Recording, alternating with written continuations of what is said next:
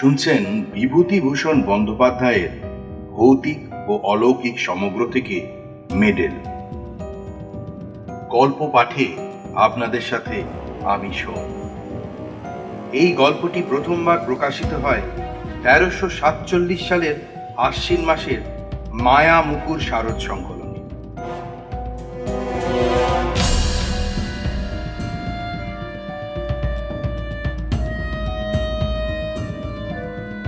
কয়েক বছর পূর্বে এ ঘটনা ঘটেছে, তাই এখন মাঝে মাঝে আমার মনে হয় ব্যাপারটা আগাগোড়া মিথ্যে। আমারই কোনো প্রকার শারীরিক অসুস্থতার দরুন হয়তো চোখে ভুল দেখে থাকবো বা ওই রকম কিছু, কিন্তু আমার মন বলে তা নয়। ঘটনাটা মিথ্যে ও অবাস্তব বলে উড়িয়ে দেওয়ার কোনো কারণ ঘটেনি। আমার তখনকার অভিজ্ঞতাই সত্যি, এখন যা ভাবছি তাই মিথ্যে। ঘটনাটি খুলে বলা দরকার। প্রসঙ্গক্রমে গোড়াতেই একথা বলে রাখি যে গত 10 বছরের মধ্যে আমার শরীরে কোনো রোগ বালাই নেই। আমার মন বা মস্তিষ্ক সম্পূর্ণ সুস্থ আছে এবং যে সময়ের কথা বলছি এখন থেকে বছর 4 আগে তখনও সম্পূর্ণ সুস্থ ছিল। আমার স্কুল মাস্টারের জীবনে অত্যাশ্চর্য বা অবিশ্বাস্য ধরনের কখনো কিছু দেখিনি। অন্য 5 জন স্কুল মাস্টারের মতোই অত্যন্ত সাধারণ ও একঘেয়ে রুটিন বাঁধা কর্তব্যের মধ্যে দিয়েই দিন কাটিয়ে চলেছি আজ বহু বছর। সে বছর বর্ষাকালে গরমের ছুটির কিছু পরে একদিন ক্লাসে পড়াচ্ছি। এমন সময় একটি ছেলে আর একটি ছেলের সঙ্গে হাত কাড়াকাড়ি করে কি একটা কেড়ে বা ছিনিয়ে নেওয়ার চেষ্টা করছে। আমার চোখে পড়ল। আমি ওদের দুজনকে অমনোযোগিতার জন্য ধমক দিতে অন্য একটি ছেলে বলে উঠল, স্যার, কামিক্ষে সুধীরের মেডেল কেড়ে নিচ্ছে। কার মেডেল? কিসের মেডেল? সুধীর নামে ছেলেটি দাঁড়িয়ে উঠে বললে, আমার মেডেল স্যার। অন্য ছেলেটির দিকে চেয়ে বললুম, ওর মেডেল তুমি নিচ্ছিলে? কামিক্ষে? কামিক্ষে ওরফে কামাক্ষাচরণ মৌলিক নামে ছেলেটি বললে, নিচ্ছিলাম না স্যার, দেখতে চাইছিল, তা ও দেবে না। ওর মেডেল যদি ও না দেয় তোমার কেড়ে নেওয়ার কি অধিকার আছে? বসো, ওরকম আর করবে না। কথা শেষ করে সুধীরের দিকে চেয়ে ক্লাসের ছেলেদের পরস্পরের মধ্যে ভ্রাতৃভাব ও সখ্য থাকার ঔচিত্য সম্বন্ধে নাতি দীর্ঘ একটা বক্তৃতা দেওয়ার পরে ঈষৎ কৌতূহলের সঙ্গে জিজ্ঞাসা করলুম, কই কি মেডেল দেখি? কোথায় পেলে মেডেল? ভেবেছিলুম আজকাল কলকাতার পাড়ায় পাড়ায় যেসব ব্যাডমিন্টন খেলা, সাঁতারের বা দৌড়ের প্রতিযোগিতা প্রভৃতি অনুষ্ঠিত হয়ে থাকে, তারই কোনো কিছুতে সুধীর হয়তো 4র্থ স্থান বা ওই ধরনের কোনো সাফল্য লাভ করে ছোট্ট এতটুকু একটা আধুলির মতো মেডেল পেয়ে থাকবে এবং সম্পূর্ণ স্বাভাবিক যে সে সেটা ক্লাসে এনে 5 জনকে গর্ব ভরে দেখাতে চাইবে। এমনকি এই ছুতো অবলম্বন করে ক্লাস শুদ্ধ হেডমাস্টারের কাছে দলবদ্ধ হয়ে গিয়ে একবেলার জন্য ছুটিও চাইতে পারে। সুতরাং মেডেলটা যখন আমার হাতে এসে পৌঁছলো তখন সেটাকে তাচ্ছিল্যের সঙ্গেই হাত পেতে নিলুম। কি জিনিস দেখি? কিন্তু মেডেলটার দিকে একবার চেয়ে দেখেই চেয়ারে সোজা হয়ে বসল। না, এ তো পাড়ার ব্যাডমিন্টন ক্লাবের বাজে মেডেল নয়। মেডেলটা পুরনো, বড় ও ভারী চমৎকার গরম। মেডেলের গায়ে কি লেখা রয়েছে আধো অন্ধকার ক্লাসরুমে ভালো পড়তে পারলুম না। ওপিট উল্টে দেখি মহারানী ভিক্টোরিয়ার অল্প বয়সের মূর্তি খোদাই করা। পকেটে চশমা নেই, মনে হলো অফিস ঘরের টেবিলে ফেলে এসেছি। ইতিমধ্যে অনেকগুলো ছেলে ভিড় করেছে আমার চেয়ারের চারিপাশে মেডেল দেখবার জন্য। তাদের ধমক দিয়ে বললুম, যাও বসকে সব, ও ভিড় করো না এখানে। একটা ছেলেকে বললুম, কি লেখা আছে মেডেলের গায়ে পড়ো তো। ক্লাস 4 এর ছেলে অতি কষ্টে ধীরে ধীরে পড়লে, Crimea Sevastopol Victoria Regina. Crimea Sevastopol Victoria Regina. ওপিটে পড়ছি sir. Sergeant S B Perkins, 6th Dragoon Guards, 1854 সাল। দস্তুর মতো অবাক হয়ে গেল। ক্রাইমিয়ার যুদ্ধের সময় সিভাস্টোপোলের রণক্ষেত্রে কোনো সাহসের কাজ করবার জন্যে এই মেডেল দেওয়া হয়েছিল ইংল্যান্ডের সামরিক দপ্তর থেকে ড্রাগন গার্ডস সৈন্যদলের সার্জেন্ট পার্কিন্সকে। এ তো সাধারণ জিনিস মোটেই নয়। Crimea Sevastopol, charge of the Light Brigade. কিন্তু কলকাতায় নীলমণি দাস লেনের সুধীর সাহার কাছে সে মেডেল কোথা থেকে আসে? এদিকে এসো, এ মেডেল কোথায় পেয়েছো? ওটা ওটা আমার স্যার। তোমার তো বুঝলুম, পেলে কোথায়? আমার দাদু দিয়েছেন স্যার। তোমার দাদু কোথায় পেয়েছিলেন জানো? হ্যাঁ স্যার জানি। আমার দাদুর বাবার কাছে এক সাহেব জমা রেখে গিয়েছিল।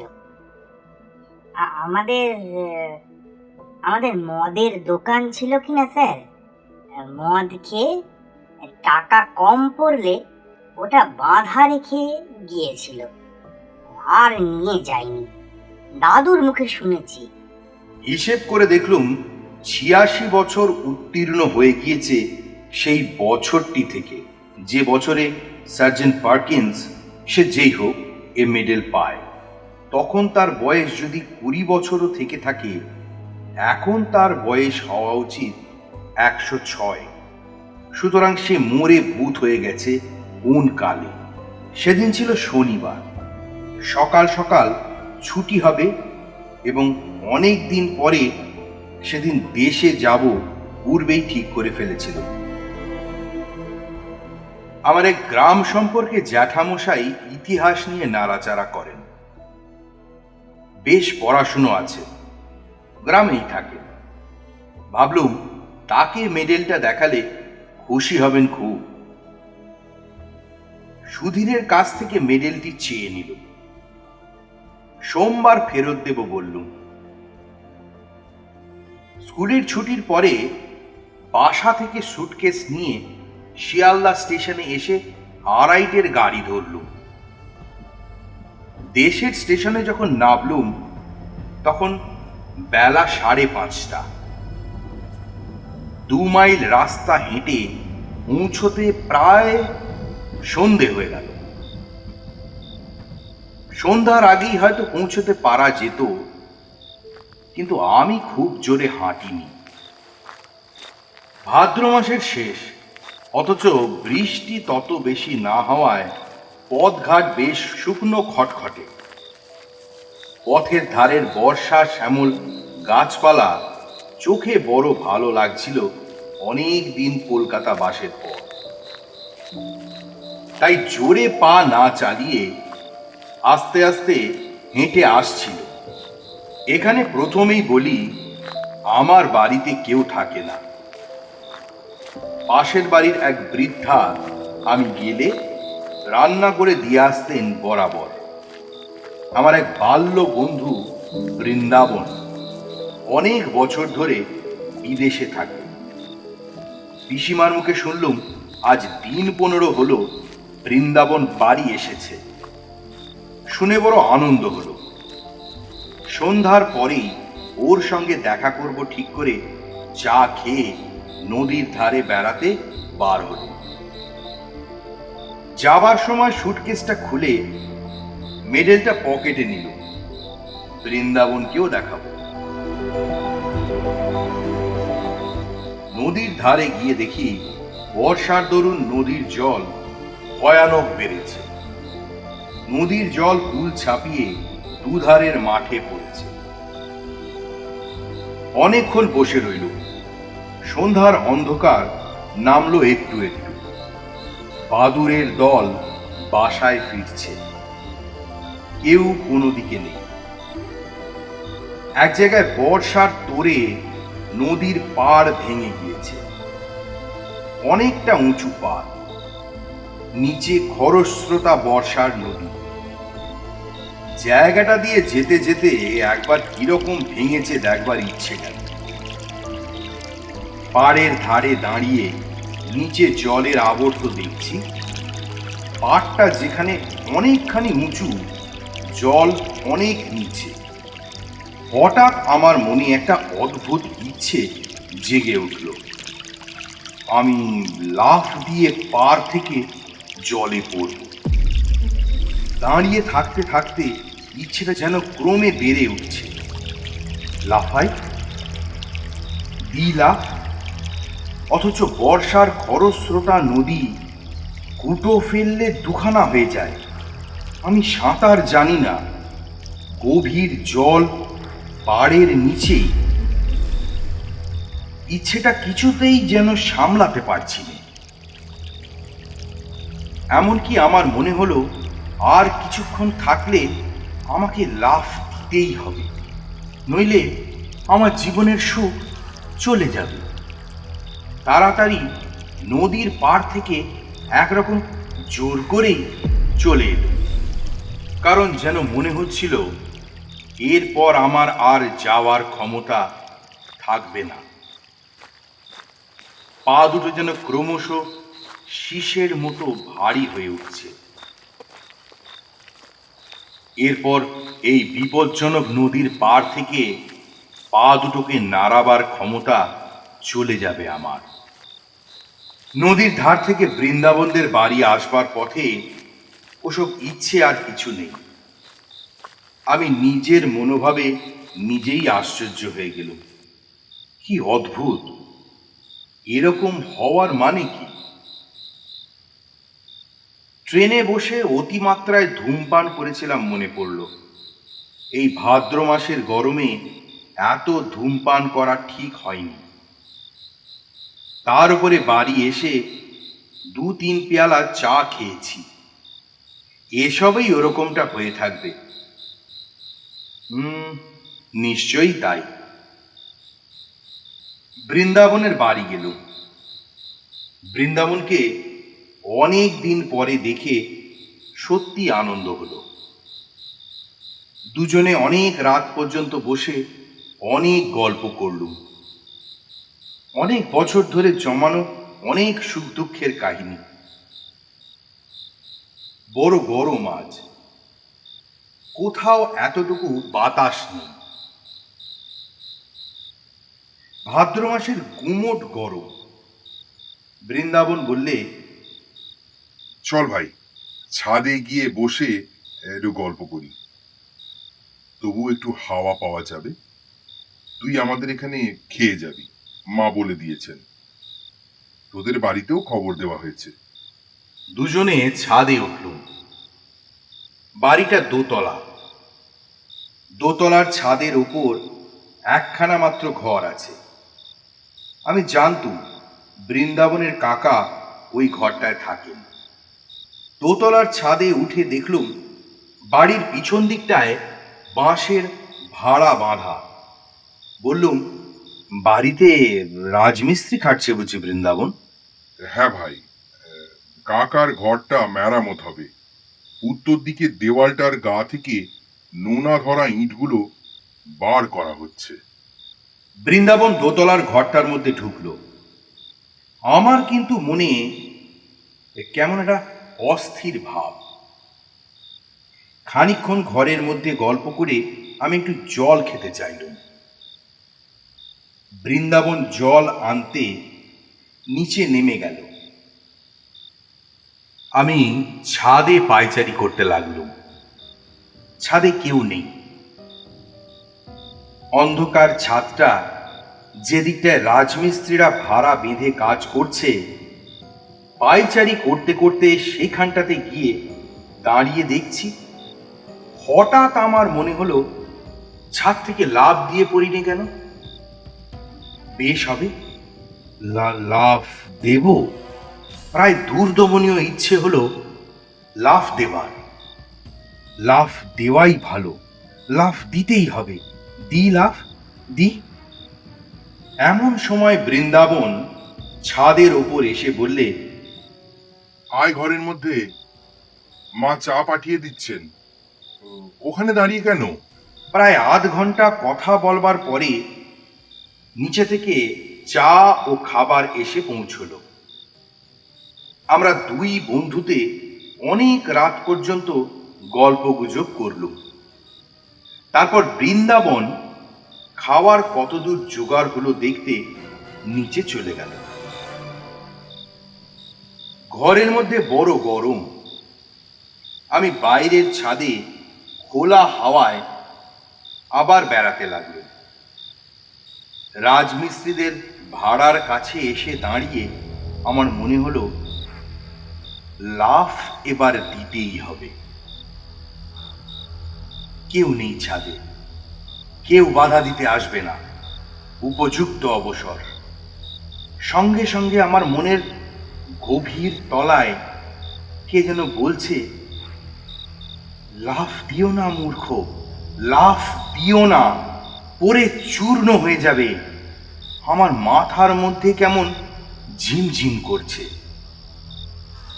কতক্ষণ পরে জানিনি, এবং কিসের থেকে কি হলো তাও জানিনি। হঠাৎ বৃন্দাবনের চিৎকারে আমার চমক ভাঙল। দেখি বৃন্দাবন আমাকে হাত ধরে টেনে তুলছে। এ কি সর্বনাশ! তুই লাফ দিয়ে পড়লি দেখলুম যেন। ভাগ্যিস বাঁশে পা বেঁধে গিয়েছে, তাই রক্ষে। কি হলো তোর? আমার মাথা যেন কেমন ঘুরছিল, গা ঝিমঝিম করছিল। বৃন্দাবনকে বললুম, আমি ভাই কিছুই জানি নে তো। বৃন্দাবন ঘরের মধ্যে নিয়ে গিয়ে আমায় শুইয়ে দিলে। সকলে বললে, ট্রেনে আসার দরুন আর গরমে শরীর কিরকম খারাপ হয়ে মাথা ঘুরে পড়ে গিয়েছিল। আমি জানি মাথা ঘুরে পড়ে আমি যাইনি।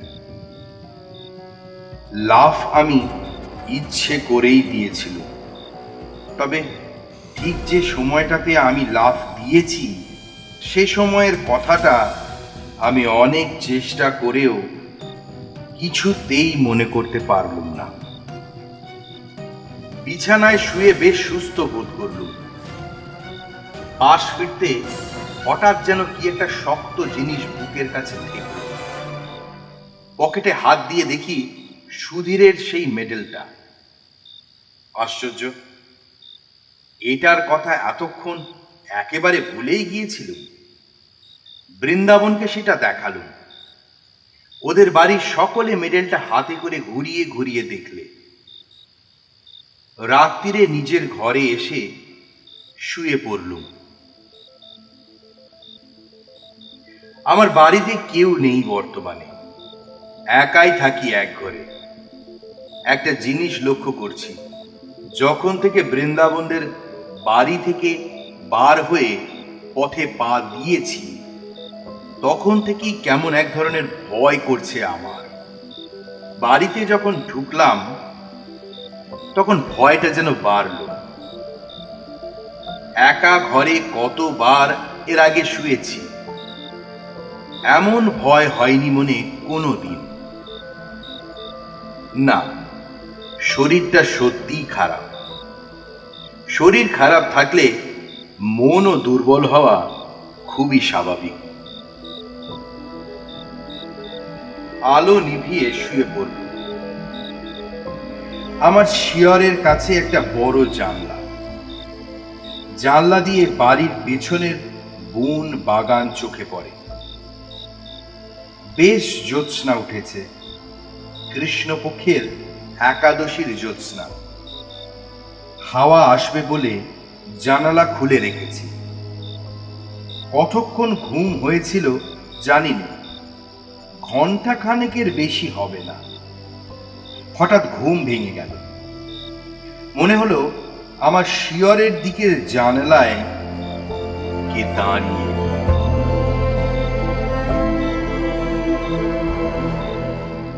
যেন মাথা তুলে সেদিকে চেয়ে দেখলেই তাকে দেখা যাবে। কথাটা মনে হওয়ার সঙ্গে সঙ্গে ভীষণ ভয় হলো। অথচ কিসের যে ভয় তাও জানি না। এমন ভয়ে যে কিছুতেই শিয়রের জানলার দিকে তাকাতে পারলুম না। চোখে না দেখলেও আমার বেশ মনে হলো জানালার গরাদেতে দুটো হাত রেখে কে দাঁড়িয়ে আছে।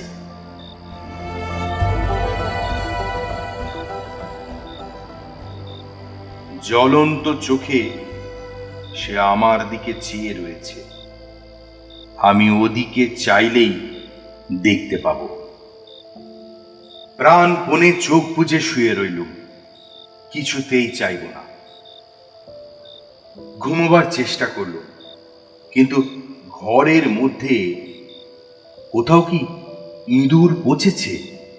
কিসের পচা গন্ধ!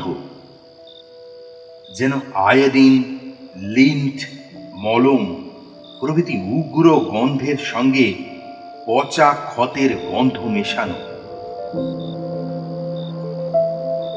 এতকাল বাড়িতে থাকা নেই, যার উপরে বাড়ি ঘর পরিষ্কার রাখার ভার, সে কিছুই দেখাশোনা করে না বোঝা গেল। কে যেন আমার মনের ভেতরে বলছে, চেয়ে দেখো, তোমার মাথার শিয়রের জানালার দিকে চেয়ে দেখো না।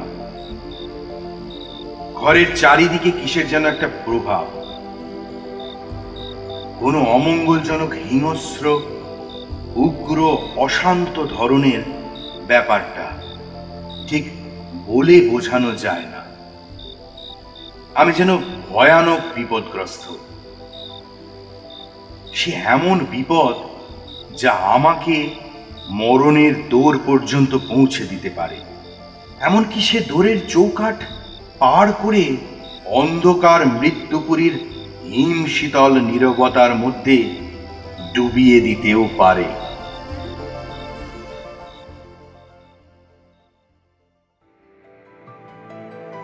এক পেয়ালা গল্পের আসরে এই ধরনের আরো গল্প শুনতে সাবস্ক্রাইব করে বেল আইকন প্রেস করুন।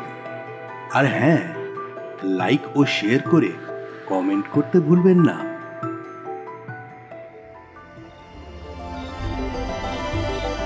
আমি চাইব না, কিছুতেই চাইব না, কিছুতেই চাইব না শিয়রের জানালার দিকে। কিন্তু যে প্রভাবই হোক, আমার ঘরের মধ্যে দেওয়ালের এপিঠে তার অধিকার নেই। বহুকাল ধরে পূর্বপুরুষেরা বাস্তু শালগ্রামের অর্চনা করেছেন এ ঘরে। এর মধ্যে কারো কিচ্ছু খাটবে না। আমার মনই আবার এই কথাগুলো যেন বললে। অন্ধকার রাত্রে নির্জন ঘরে মন কত কথা কয়। জানলার ধারে কি যেন একটা শব্দ হলো, অদ্ভুত ধরনের শব্দটা। কে যেন জানালার গরাদের ওপর টোকা দিয়ে আমার দৃষ্টি আকর্ষণ করতে চাইছে। একবার, দুবার, তিনবার ভয়ে আমার বুকের মধ্যে ঢিপ ঢিপ করতে লাগলো। কাউকে ডাকবো চিৎকার করি? একবার চেয়ে দেখবো জানলার দিকে জিনিসটা কি। হঠাৎ আমার মনে পড়লো একটা ধাড়ি বেজি অনেক দিন থেকে বাইরের দেওয়ালে কড়িকাঠের খোলে বাসা বেঁধে আছে। আজ বিকেলেও সেটাকে একবার দেখেছি। জানলার ওপরকার কাঠে সেটা পোকামাকড় বা জোনাকি ধরছে, এ তারই শব্দ। কথাটা মনে হতেই মনের মধ্যে সাহস আবার ফিরে এলো। ওহ, ঘাম দিয়ে জ্বর ছেড়ে গেল যেন। শরীর অসুস্থ থাকলে কত সামান্য কারণ থেকে ভয় পায় মানুষ। পাশ ফিরে একবার ঘুমোবার চেষ্টা করলুম স্বস্তির নিঃশ্বাস ফেলে। কিন্তু আমার এ ভাব বেশিক্ষণ স্থায়ী হলো না। এ ধারণা আমার মন থেকে কিছুতেই গেল না যে আজ রাত্রে আমি একা নই, আরো কে এখানেই আছে। নিদ্রাহীন চোখে সে আমার ওপর খরদৃষ্টি দিয়ে পাহারা রেখেছে। আমায় সে নিরাপদে বিশ্রাম করতে দেবে না আজ। বারবার ঘুম আসে, আবার তন্দ্রা ছুটে যায়। অমনি জেগে উঠি, কিন্তু চোখ চাইতে বা বিছানার উপর উঠে বসতে সাহস হয় না। আর সেই শব্দটা জানলার গরাদের ওপর হতে শুনি, খুব মৃদু করাঘাতের শব্দ যেন। শব্দটা বলছে, চেয়ে দেখো, পিছন ফিরে জানালার দিকে চেয়ে দেখো। ঘামে দেখি বিছানা ভেসে গিয়েছে। ভাদ্রের গুমোট গরম কিনা। এই অবস্থায় ভোর হলো। দিনের আলো ফুটলে লোকজনের শব্দ কানে যেতে রাত্রের ভয়টা মন থেকে কোথায় গেল মিলিয়ে। নিশ্চিন্ত মনে বেলা 9টা পর্যন্ত পরে ঘুম দিল। তারপর উঠে চা খেয়ে পাড়ায় বেড়াতে বার হওয়া গেল। এই সময় একটা ঘটনা ঘটল। তখন আমি তার বিশেষ কোনো মূল্য দিইনি, কিন্তু পরে সব কথা মনে মনে আলোচনা করে দেখে সেটা ভারী আশ্চর্য বলেই মনে হয়েছিল। ওপাড়ার পথে আমার সেই জ্যাঠামশাইয়ের সঙ্গে দেখা। তাকে দেখাবার জন্য আমি মেডেলটা কাল রাত্রে সঙ্গে নিয়েই বেরিয়েছিল, কিন্তু বৃন্দাবনদের বাড়িতে নিমন্ত্রণের জন্যে তার সঙ্গে দেখা করতে পারিনি। আমায় দেখে তিনি বললেন, এই যে সুরেন, ভালো আছো? কাল তুমি এসেছো দেখলুম, তখন অনেক রাত, তা ডাকলুম না। বোধহয় বৃন্দাবনদের বাড়ি থেকে ফিরছিলে। আমি তখন ছাদে পায়চারি করছি। যে গরম গিয়েছে বাবা কাল রাত্রিরে, তোমার সঙ্গে লোক রয়েছে দেখে আরো ডাকলুম না। লোকটি কে? খুব লম্বা বটে, যেন শিখ কি পাঞ্জাবির মতো লম্বা। তোমার বন্ধু বুঝি? বাঙালির মধ্যে এমন চেহারা, বেশ বেশ। আমি অবাক হয়ে জ্যাঠামশাইয়ের মুখের দিকে চেয়ে বললুম, আমার সঙ্গে লম্বা লোক কাল রাত্রিরে? সে কি জ্যাঠামশাই? জ্যাঠামশাই আমার চেয়েও অবাক হয়ে বললেন, তো তোমার সঙ্গে লোক ছিল না বলছো?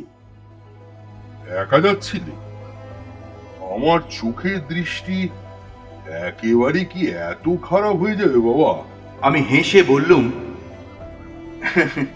তাই হবে জ্যাঠামশাই। চোখে কিরকম ঝাপসা দেখে থাকবেন। বয়স হয়েছে তো। আমার সঙ্গে কেউ ছিল না, তাছাড়া আপনাদের বাড়ির সামনের আম গাছটার ছায়া। কিরকম আলো আধার দেখছেন। চোখে এমন ভুল হয়। জ্যাঠামশাই যেন রীতিমতো হতভম্ব হয়ে গেলেন। বললেন, কি আশ্চর্য কাণ্ড! এতটা ভুল হবে চোখে? আম গাছের এদিকে যখন তুমি টর্চ জ্বাললে তখন দেখলুম তুমি আর তোমার পিছনে একজন লম্বা মতো লোক। তারপর তুমি টর্চ নিভিয়ে আম গাছের ছায়ার মধ্যে ঢুকলে। তখনও জ্যোৎস্নার আলো আর আম গাছের ছায়ার অন্ধকারে আমি বেশ দেখতে পেলুম লোকটি তোমার পেছনে পেছনে যাচ্ছে। তোমার মাথার চেয়েও যেন 1 হাত লম্বা, তোমার একেবারে ঠিক পিছনে। তবে খুব ভালো তো দেখতে পেলুম না। এত দূর থেকে আর আলো অন্ধকারের মধ্যে স্পষ্ট কিছু দেখা গেল না তো। এমনকি একবার এ পর্যন্ত মনে হলো তোমায় ডেকে জিজ্ঞেস করি তোমার বন্ধুটি কে। একেবারে এত ভুল হবে চোখে? জ্যাঠামশাইকে পুনরায় বুঝিয়ে বললুম, আমার সঙ্গে কাল কেউ ছিল না, আমি একাই ছিলুম। সুতরাং তার দৃষ্টিশক্তির গোলমাল ছাড়া এ ব্যাপারের অন্য কোনো সিদ্ধান্ত করা চলে না। সারাদিন বৃন্দাবনের সঙ্গে আড্ডা দিয়ে কাটানো গেল। গতকাল রাত্রের ভয়ের ব্যাপার দিনের আলোয় এত হাস্যকর বলে আমার নিজের কাছেই মনে হলো যে বৃন্দাবনকেও সে কথাটা বলিওনি। রাত্রের ট্রেনে কলকাতায় ফিরব। বৃন্দাবনদের বাড়ি থেকে চা খেয়ে বাড়ি এসে সুটকেসটা নিয়ে স্টেশনের দিকে রওনা হয়েছি। তখনই সন্ধ্যার অন্ধকার বেশ নেমেছে। বাউড়িপাড়ার বড় বাগানটার মধ্যে দিয়ে আসছি। বাগানটা পার হতে প্রায় 5-6 মিনিট লাগে। মস্ত বড় বাগান। বাগানের ঠিক মাঝামাঝি এসে হঠাৎ পিছন ফিরে চাইলুম কি ভেবে। সঙ্গে সঙ্গে আমার সারা দেহে যেন বিদ্যুৎ খেলে গেল। আচমকা ভয়ে আমার সর্বশরীর কাঠ হয়ে গেল। কে ওটা ওখানে দাঁড়িয়ে? রাস্তা থেকে একটু পাশে আগাছার জঙ্গলের মধ্যে আধো অন্ধকারে এক অদ্ভুত মূর্তি, খুব লম্বা। তার মাথায় ঘোড়ার বালামুচির সেই এক লম্বা ধরনের টুপি, পাতলা লোহার চেন দিয়ে থুতনির সঙ্গে বাঁধা। ছবিতে গোরা সৈনিকদের মাথায় এ ধরনের টুপি দেখা যায়। মূর্তিটা যেন নিশ্চল নিষ্পন্দ অবস্থায় আমার দিকে চেয়ে দাঁড়িয়ে। আমার থেকে মাত্র 10 গজ কি তারও কম দূরে। মরিয়ার মতন আর একটু এগিয়ে গেল। এই ভয়ানক কৌতূহল আমাকে চরিতার্থ করতেই হবে যেন। মূর্তি নড়ে না, চড়ে না, যেন নিশ্চল পাথরের মূর্তি। কিন্তু বেশ স্পষ্ট দেখছি 7-8 গজ মাত্র দূরে তখন মূর্তিটা। আর ঘোড়ার বালামুচির লম্বা টুপি ও ইস্পাতের চেনের স্ট্র্যাম্প স্পষ্ট দেখতে পেলুম। আমার পা ঠক ঠক করে কাঁপতে লাগলো। সারা দেহ কেমন অবশ হয়ে আসছে। মাথাটা হঠাৎ বড় হালকা হয়ে গিয়েছে।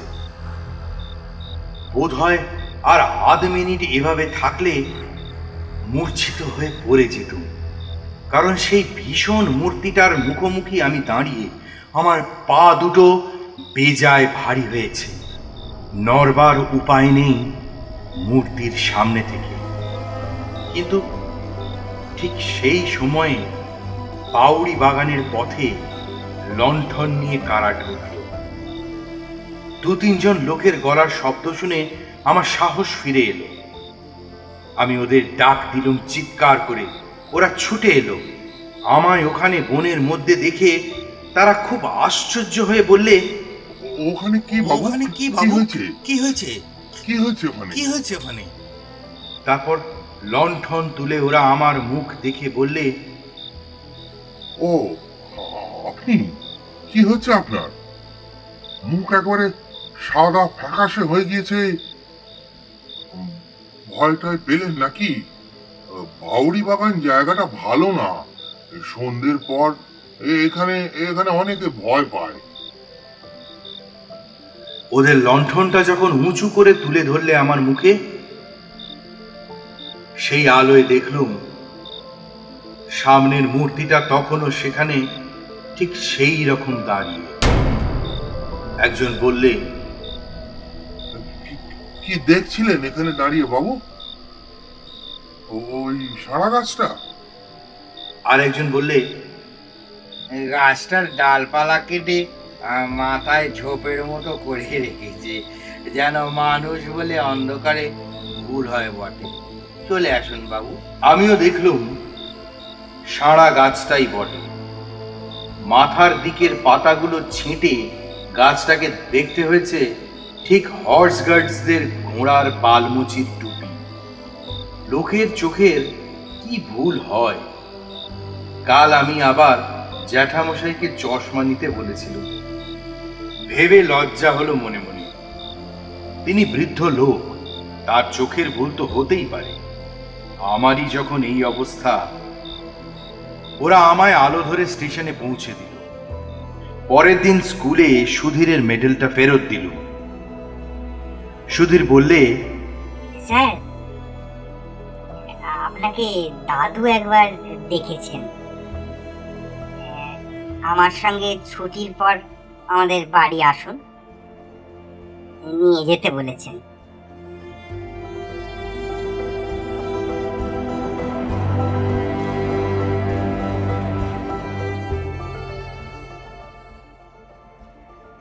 সুধীরের দাদু বললেন, যাক, আমার বড় ভয় হয়েছিল মাস্টার বাবু।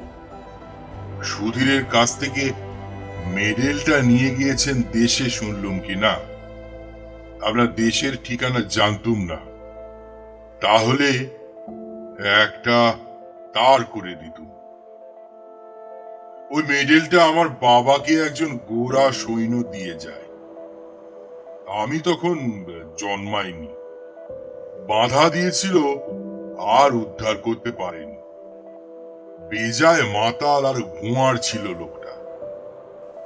ও মেডেলের বিপদ হচ্ছে, আমাদের বংশের লোক ছাড়া অন্য কেউ নিলে তার বড় বিপদ ঘটে।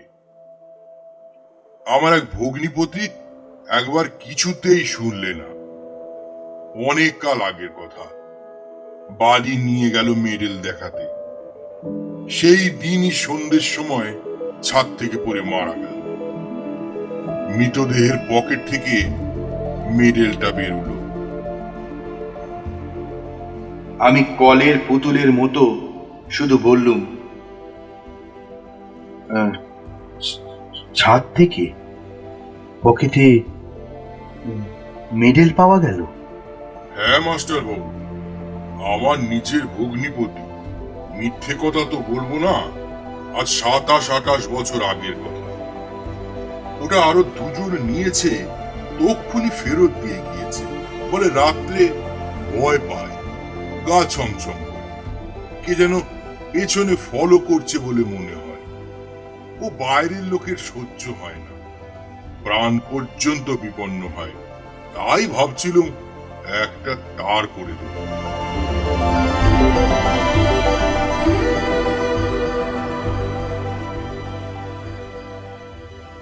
একটা কথা বলা দরকার। মাসখানেক পরে আমি আবার দেশে যাই। বাউরি বাগানে ঢুকে যেখানে সে রাত্রে ভয় পেয়েছিলুম, সেদিকে চেয়ে দেখে সে সাড়া গাছটা কোথাও আমার চোখে পড়ল না। যে আম গাছটার ধারে সাড়া গাছটা দেখেছিলুম, সেখানে দিনমানে বেশ ভালো করে দেখেছি, কোথাও সে সাড়া গাছ নেই। বা গাছ কেটে নিলে যে গুঁড়িটা থাকবে, তারও কোনো চিহ্ন নেই। কোশমিন কালে সেখানে একটা বড় সাড়া গাছ ছিল বলে মনে হয় না জায়গাটা দেখে।